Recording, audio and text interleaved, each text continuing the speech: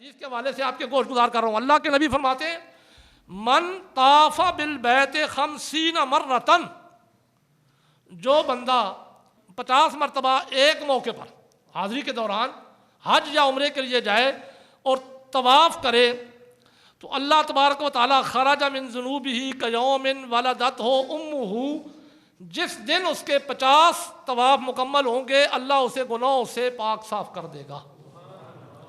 اس طرح کر دے گا جیسے اس کی والدہ نے اسے آج ہی جنا ہے. یہ وہ اعمال ہے. ان میں بھی اور ایک عمل بیان کر دوں، اس سے بھی زیادہ آسان عمل. حضور علیہ الصلوۃ والسلام ارشاد فرماتے ہیں من مشى لزیارت والدیہ، جو اپنے والدین کی زیارت کے لیے قدم اٹھاتا ہے. اب والدین کی زیارت کے 2 طریقے ہیں. اگر تو وہ زندہ ہے تو ان کے چہرے کو دیکھنا، لیکن اگر وہ اس دنیا سے چلے گئے ہیں تو ان کی قبر کی زیارت کرنے کے لیے جانا. اجر اتنا ہی ہے جتنا ان کو زندہ دیکھنا اور ان کی قبر پہ جا کر ان سے ملاقات کرنا، اصالِ ثواب کرنا، ایک ہی اجر ہے. تو ہوتا کیا ہے، کتب اللہ لہ بکل قدم 100 حسنۃ، اللہ تبارک و تعالیٰ ہر قدم کے بدلے میں بندے کے نامہ اعمال میں 100 نیکیاں لکھ دیتے ہیں. ایک قدم کے بدلے میں والدین کی زیارت کے لیے. اور پھر حضور علیہ الصلوۃ والسلام ارشاد فرماتے ہیں، آخری حدیث کا جملہ ہی بیان کر دیتا ہوں نا، کہ وہاں پہ جا کر آرام سے بیٹھتا ہے، والدین کے آداب کو ملحوظ خاطر رکھتے ہوئے جتنی دیر بیٹھتا ہے، یہ کوئی قید نہیں لگائی کہ 5 منٹ بیٹھے 10 منٹ بیٹھے، باتیں اپنی کر رہا ہے. مثلا مشورہ اپنے کاروبار کا لے رہا ہے یا گھر بار کا لے رہا ہے یا اپنے اولاد کے بارے میں لے رہا ہے، لیکن بیٹھتا ہے. جب نکلتا ہے نا، خرج من ذنوبہ، اور ایک حدیث کے الفاظ ہیں کہ غفر لہ، جب وہ والدین کی بارگاہ سے زیارت کر کے نکلتا ہے تو گناہوں سے بخشا ہوا نکلتا ہے. اچھی بات سن کے دوسروں تک پہنچانا صدقہ جاریہ ہے. مزید اچھی ویڈیو دیکھنے کے لیے ہمارا چینل کو لائک، سبسکرائب اور بیل کے بٹن کو دبا دیں. شکریہ. وضوء حلل مکارہ، سخت سردی میں ٹھنڈے پانی کے ساتھ اچھے طریقے سے وضو کرنا، یہ بھی بندے کو گناہوں کو دھو ڈالتا ہے. تیسرا، اللہ تبارک و تعالیٰ کے محبوب نے فرمایا مشج الاقدام علی الجماعات. اگرچہ گھر میں نماز پڑھ دی تو فرض تو ادا ہو جائے گا، لیکن اللہ تبارک و تعالیٰ کے محبوب نے ارشاد فرمایا وہ تو فرض ادا ہوگا نا. ہاں اگر تم جاتے ہو گاڑی میں تو تب بھی فرض ادا ہو جائے گا، موٹر سائیکل پہ جاتے ہو تب بھی فرض ادا ہو جائے گا. جو تو معذور ہے نا انہیں تو وہی اجر ملے گا، لیکن بندہ معذور بھی نہیں ہے پھر بھی سہارا ڈھونڈنے لگ پڑے تو وہ اپنے اجر سے محروم ہو رہا ہے. کیونکہ اللہ تبارک و تعالیٰ کے محبوب نے فرمایا مشج الاقدام علی الجماعات، جماعت کے لیے مساجد میں پیدل چل کے جانا یہ بھی تمہارے گناہوں کا کفارہ ہے. یہ 3 چیزیں اس دن میں نے آپ کے سامنے بیان کی تھی نا. اب حدیث کا ذرا آخری حصہ سن لیجئے. اللہ تبارک و تعالیٰ کے محبوب نے ارشاد فرمایا جب یہ 3 چیزیں بیان کر چکے نا، فرمایا من فعل ذالک، جو بندہ یہ 3 کام اپنے اوپر لازم کر لے. میں دوبارہ دہرا دیتا ہوں. نماز کے بعد انتظار کرنا مسجد میں، سخت سردی میں اچھے طریقے سے وضو کرنا، یا بیمار ہے تو اچھے طریقے سے وضو کرنا، اور جماعت کے لیے پیدل چل کے مسجدوں میں جانا. جو بندہ زندگی کے اندر یہ اپنا معمول بنا لے تو حضور علیہ الصلوۃ والسلام ارشاد فرماتے ہیں من فعل ذالک، جس نے بھی اس طرح کیا. اب اس میں کوئی قید نہیں ہے کہ وہ نیک ہو یا فلاں ہو، بلکہ فرمایا من فعل ذالک، جس نے بھی اس طرح کیا عاش بخیر. اللہ تبارک و تعالیٰ کے محبوب نے بہت بڑا ہمیں فضل عطا فرمایا تم ہر وقت بیمار ہو کر کبھی ڈاکٹر کے پاس جا رہے ہوتے ہو، کبھی پیروں کے پاس جا رہے ہوتے ہو، کبھی طبیبوں کے پاس جا رہے ہوتے ہو. اگر یہ تم کام اپنے ذمہ لے لو نا جو میں نے تمہیں بتائے ہیں، عاش بخیر، جو اس طرح کرے گا زندگی بھر بھلائی کے ساتھ رہے گا. عاش بخیر، اس کی زندگی خیریت سے گزرے گی. ومات بخیر، اب موت کا تو وقت مقررہ ہے تو اللہ تبارک و تعالیٰ کے محبوب نے ارشاد فرمایا جب موت آئے گی تو تب بھی بھلائی سے آئے گی، اسے شیطان ورغلا نہیں سکتا. ومات بخیر، وہ خیریت سے مرے گا. یہ تو ہو گیا. کہ زندہ رہے گا تو خیریت سے رہے گا، مرے گا تو خیریت سے رہے گا۔ لیکن آخری جملہ حدیث کا، اللہ تبارک و تعالیٰ کے محبوب نے فرمایا وَقَانَ مِنْ خَطِيئَتِهِ كَيَوْمٍ وَلَدَتْهُ أُمُّهُ، جس دن اس کی موت آئے گی یہ کام کرتے ہوئے، جتنا بڑا بھی گناہگار ہوگا موت سے پہلے اس کو یوں کر دیا جائے گا جیسے اس کی والدہ نے اسے آج ہی جنا ہے۔ اس کے خطیئات گناہ سارے اللہ معاف فرما دے گا، یہ 3 اعمال کی وجہ سے، کیونکہ یہ اس میں سے ہے کفارات میں سے۔ اسی طریقے سے ایک اور حدیث ہے، اب یہ میں آپ کے سامنے وہ بیان کر رہا ہوں جو ہمارے عرف میں ہمارے لیے آسان ہے، عام ہے، اس قسم کے اعمال آپ کے سامنے رکھ رہا ہوں جس کو میں اور آپ آسانی سے کر سکتے ہیں۔ اللہ تبارک و تعالیٰ کے محبوب ارشاد فرماتے ہیں ان اللہ عز و جل یقول اذا ابتلیت عبدا من عبادی مؤمنا، دنیا کے اندر بیماریاں آتی رہتی ہیں، مشکلات پریشانیاں آتی رہتی ہیں، یہ اللہ تبارک و تعالیٰ کی آزمائش ہوتی ہے۔ اللہ نے اپنے محبوبوں کو بھی آزمایا ہے، جیسی آزمائش اللہ تبارک و تعالیٰ کے محبوبوں کی ہوتی ہے وہ ہماری نہیں ہوئی۔ تو ان آزمائش میں یہ آزمائشیں کس لیے آتی ہیں، اس حدیث سے بھی آپ کو پتہ چلے گا کہ حضور علیہ الصلوۃ والسلام ارشاد فرماتے ہیں ان اللہ عز و جل یقول، اب یہ حدیث قدسی ہے کہ اللہ عز و جل فرماتے ہیں اذا ابتلیت عبدا من عبادی مؤمنا، میں اگر اپنے کسی مومن بندوں میں سے کسی بندے کی آزمائش کرتا ہوں، اسے مبتلا کر دیتا ہوں کسی بیماری میں، کسی دکھ درد میں، کسی تکلیف میں، میں جب اسے مبتلا کرتا ہوں فحامدنی، تو وہ ناشکرا نہیں ہوتا، واویلا نہیں کرتا، بلکہ فحامدنی علی ما ابتلیتہ، وہ اس آزمائش پہ بھی میری حمد بیان کرتا ہے کہ یا اللہ جیسے تیری رضا ویسے میری رضا۔ اب ظاہر ہے اس کے علاوہ بندے کے پاس چارہ بھی نہیں ہوتا، تو بندہ یوں ہی کیوں نہ کرے جو فائدے والی بات ہو۔ تو اللہ تبارک و تعالیٰ کے محبوب ارشاد فرماتے ہیں جب بندہ کہتا ہے نا فحمدنی علی ما ابتلیتہ، تو جب بندہ اس پہ حمد بیان کرتا ہے جو جس پہ اللہ تبارک و تعالیٰ نے اس کی آزمائش کی ہوتی ہے، فَإِنَّهُ يَقُومُ مِن مَسْجِدِهِ، جس دن اگر اس نے ٹھیک ہونا ہوتا ہے نا، وہ ٹھیک ہو کر اپنے ٹھکانے سے کھڑا ہوتا ہے، 2 دن 3 دن 4 دن 5 دن 1 مہینہ وہ بیمار رہا، آزمائش میں رہا، لیکن وہ اس پر اللہ کی حمد بیان کرتا رہا۔ اب اگر اس کی موت کا وقت نہیں ہے، تو ٹھیک ہو جاتا ہے، صحت مند ہو جاتا ہے، تو اللہ تبارک و تعالیٰ کے محبوب ارشاد فرماتے ہیں جب وہ اپنے ٹھکانے سے کھڑا ہوتا ہے نا، خرج من ذنوبہ کیوم ولدتہ امہ، وہ اس طرح گناہوں سے نکل جاتا ہے جیسے اس کی ماں نے اسے آج ہی جنا ہے۔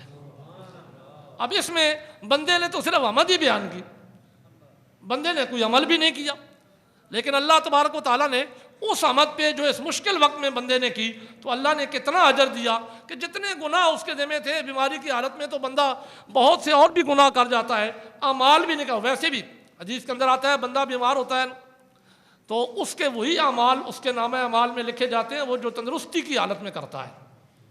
اگر کوئی بندہ نماز کا پابند ہے، جماعت کے ساتھ نماز پڑھتا ہے، اگر وہ کسی وجہ سے بیمار ہو گیا، وہ جماعت کے ساتھ نہیں پڑھ سکا، تو اس کا اتنا ہی ثواب لکھا جائے گا جتنا وہ تندرستی کی حالت میں پڑھتا ہے۔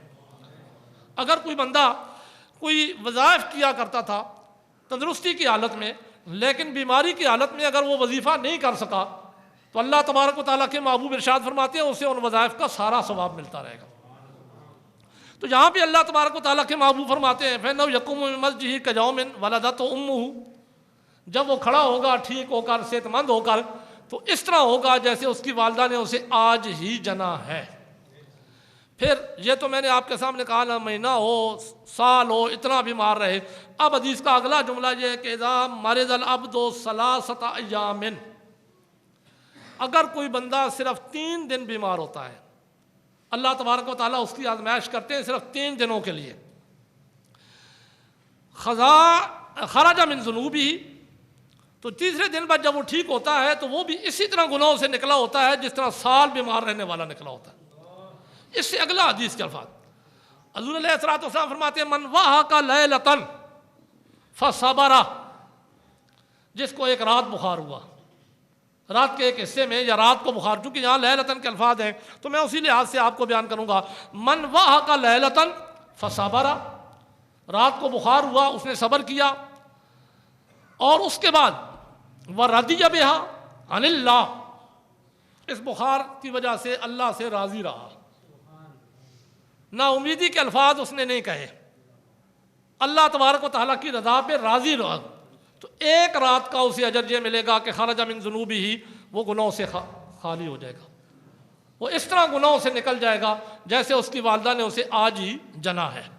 اب اسی طریقے سے ایک اور حدیث، جو یہ وہ اعمال ہے جو ہم جہالت کی وجہ سے نہیں کرتے اور ہم بہت بڑے اجر سے محروم ہو رہے ہوتے ہیں، کہ ہمارے ہاں رواج یہ ہے کہ اگر کوئی بندہ فوت ہو جائے نا تو میت کو غسل دینے کے لیے بڑا مشکل ہوتا ہے، ابھی کون دے گا، پھر مسجد کے امام کو طلب کیا جاتا ہے، یا کوئی ایک مقرر ہوتا ہے بندہ جی اس نے دینا ہے، جبکہ اس کا اجر دیکھے حق تو وارثوں کا بنتا ہے، اگر والد فوت ہوا ہے تو اولاد کا حق بنتا ہے کہ وہ غسل دے، چونکہ ہمیں ان اعمال کا پتہ نہیں ہے اور پھر ہمیں اجر کا بھی نہیں پتہ ہے، اس لیے ہم ادھر پھرتے رہتے ہیں۔ مشکل کوئی نہیں ہے، اس کے لیے یہ بھی تو ہو سکتا ہے کہ اگر آپ کو دینے کا پتہ نہیں تو آپ کسی امام صاحب کو پاس کھڑا کر لیں، اسے کہیں مجھے بتاتے جاؤ میں دے دیتا ہوں، اجر تو مل جائے گا نا۔ یہ اجر جو حدیث کے اندر بیان ہوا، ذرا اجر سنیے تو صحیح، یہ ہے کتنا۔ اللہ تبارک و تعالیٰ کے محبوب ارشاد فرماتے ہیں من غسل میتا، جو بندہ کسی میت کو غسل دے، اس کے بعد وَكَفَنَهُ، غسل کے بعد اگلا مرحلہ کفن کا آتا ہے، اسے کفن پہنا ہے، وَحَنَتَهُ، کفن پہنانے کے بعد اس کو خوشبو لگائی جاتی ہے۔ یہ تیسرا عمل بھی اللہ تبارک و تعالیٰ کے محبوب نے بیان کر دیا، فرمایا اسے خوشبو بھی لگائے۔ وَحَمَلَهُ، آگے اللہ تبارک و تعالیٰ کے محبوب نے ارشاد فرمایا اگلا مرحلہ آتا ہے جنازہ اٹھا کر چلنے کا، تو بندہ جنازہ بھی اٹھائے۔ وَحَمَلَهُ، اچھا جہاں ایک مسئلہ بیان کر دوں، عام طور پر لوگ یہ کہتے ہیں نا کہ نامحرم عورت کا جنازہ نہیں اٹھایا جا سکتا، جنازہ اٹھایا جا سکتا ہے۔ جنازہ آپ نے چارپائی کو پکڑنا ہوتا ہے، عورت کے جسم کو نامحرم ہاتھ نہیں رکھ سکتا۔ ہاں اگر مجبوری ہو تو پھر موٹے کپڑے کے ساتھ اس کو دفن بھی کر سکتا ہے اگر کوئی اس کا محرم دفن کرنے والا نہیں، لیکن بغیر موٹے کپڑے کے اس کے جسم کو ہاتھ نہیں لگایا جا سکتا۔ البتہ جنازہ کسی کا بھی اٹھایا جا سکتا ہے، عورت ہو مرد ہو، اس کا جنازہ اٹھایا جا سکتا ہے۔ تو اللہ تبارک و تعالیٰ کے محبوب ارشاد فرماتے ہیں وَعَمَلَهُ، بندہ میت کو غسل دے، پھر اسے کفن پہنائے، پھر اسے خوشبو لگائے، پھر اللہ تبارک و تعالیٰ کے محبوب ارشاد فرماتے ہیں اس کا جنازہ لے کر چلے، چارپائی کو اٹھائے، اور پھر وَصَلَّى عَلَيْهِ، اگلا مرحلہ آتا ہے جنازے کا پڑھنا، اس کا جنازہ بھی پڑھے۔ یہ 5 عمل حضور علیہ السلام نے بیان کیے، میں دوبارہ بیان کر دیتا ہوں، بہت بڑا اجر چونکہ اس کے آخر میں آ رہا ہے، اس لیے میں آپ کو بار بار بیان کر رہا ہوں کہ آپ کو سمجھ آ جائے۔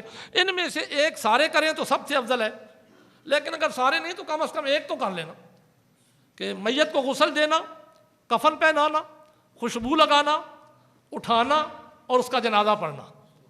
ہاں یہاں حضور علیہ السلام نے ایک قید لگا دی، لیکن یہ اس کے لیے جو غسل دینے والا ہے اس کے لیے قید لگائی، فرمایا وَلَمْ يُفَشِّ عَلَيْهِ مَا رَأَىٰ مِنْهُ، غسل دینے والے کے لیے قید لگائی کہ غسل دینے والا بندہ جب غسل دے رہا ہو نا، اگر میت کے جسم میں کوئی ایسی چیز دیکھ لی جو اچھی نہیں تھی، کوئی اس کے جسم میں تبدیلی دیکھ لی، رنگ اس کا سیاہ ہو رہا ہے، تو وہ بیان نہ کرے، کسی کو اپنے تک محدود رکھے، کسی کو وہ برائی بیان نہ کرے، جو کچھ اس نے دیکھا مارا من حدیث کے الفاظ ہیں، جو اس نے دیکھا وہ بیان نہ کرے۔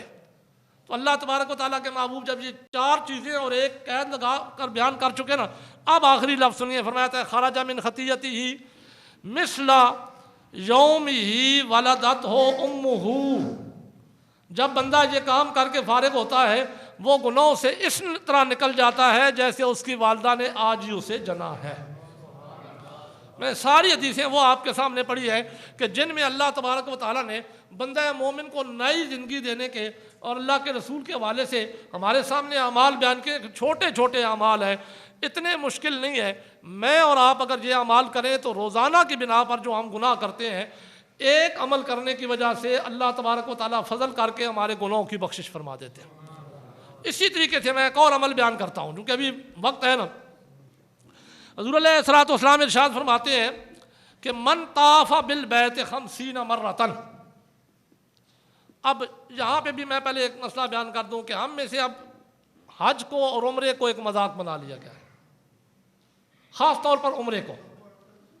جو بندہ بھی وہاں پہ جاتا ہے وہ عبادت کی کم ہے، عبادت کی نیت سے نہیں جاتے. اکثر دیکھا گیا ہے کہ روضہ شریف میں جہاں اونچی آواز کرنے کا بھی حکم، اعمال ضبط ہو جاتے ہیں، وہاں پہ بھی لوگ موبائل چلا رہے ہوتے ہیں اور دکھا رہے ہوتے ہیں لوگوں کو، یہ دیکھو جی ہم یہاں پہ جا رہے ہیں، ہم حاضری دے رہے ہیں. اور اسی طرح طواف کرتے ہوئے بھی لوگ موبائل کے ذریعے باتیں کر رہے ہیں. حالانکہ حضور علیہ الصلوۃ والسلام نے طواف کے بارے میں فرمایا کہ طواف مثل نماز کی ہے. ہاں البتہ اتنا فرق ہے کہ نماز میں کلام کرنے کی اجازت نہیں، طواف میں کلام کر سکتے ہو لیکن مجبوری کے تحت وہ بھی اچھا کلام، خیر کا کلام، خیر کی بات کر سکتے ہو، ورنہ طواف تو پوری نماز کی طرح ہے، اس کے احکام سارے وہی ہیں. اب ایک تو یہ عمل ہو گیا، دوسرا عمل ذرا سنیے نا. ہمارے یہاں ایک ٹرینڈ بن گیا ہے کہ لوگ جو عمرہ کرنے کے لیے جاتے ہیں وہ واپس آ کے لوگوں کو بتانا یہ چاہتے ہیں کہ ہم نے اتنے عمرے کیے، میں نے اتنے. ہر روز لوگ چل رہے ہوتے ہیں وہاں سے باہر نکل کر مسجد عائشہ سے احرام باندھ کر جی ہم نے عمرہ کرنا ہے، اور اگر بڑا عمرہ کرنا ہے تو مسجد جیرانہ میں چلے جاتے ہیں، یا اس سے بھی بڑا عمرہ کرنا ہے تو سیل الکبیر میں طوائف میں جاتے ہیں، تو واپسی پہ وہاں پہ باندھ کر. اگر تو کوئی بندہ طائف کی زیارات کے لیے گیا، واپسی میں وہاں سے ظاہر ہے اس پر عمرہ واجب ہو جائے گا، وہاں سے طواف وہ اپنا احرام باندھ کر طواف عمرہ کرے گا. لیکن میں یہ بتا دوں کہ عمرہ کرنے کا بھی بہت ثواب ہے، بہت ثواب ہے عمرہ کرنے کا، لیکن عمرے سے زیادہ ثواب حرم شریف میں جب تک رہو صرف طواف کرو، کعبۃ اللہ شریف کا طواف کرو. ایک مرتبہ طواف ختم کیا، 2 رکعت نماز واجب الطواف پڑھو، پھر شروع کر دو، ہمت ہے تو جتنے زیادہ طواف کرو گے اتنا زیادہ ثواب ہوگا. آپ اگر عمرہ کریں گے تو سارا دن لگائیں گے ایک عمرے میں، ایک طواف کریں گے آپ کو صرف عمرے کا ثواب ملے گا. لیکن جہاں حدیث میں آتا ہے اللہ تبارک و تعالیٰ کے محبوب ارشاد فرماتے ہیں من طاف بالبیت 50 مرتن، جو بندہ 50 مرتبہ ایک ہی حاضری میں بیت اللہ شریف کا طواف کرے، 50 مرتبہ. اب یہ صرف طواف کی بات ہو رہی ہے. اگر کسی کے پاس 21 دن ہے، 7 دن ہے، 9 دن ہے، 10 دن ہے، تو وہ رکھ لے بھئی میں نے روز کتنے کرنے ہیں تاکہ میرے 50 پورے ہو جائے. اگر اس کے بجائے وہ پھرتا رہا کہ میں نے یہ کرنا ہے تو 50 تو پورے نہیں ہو سکتے. اب 50 پورے ہونے کا فائدہ اسے کیا ہوگا؟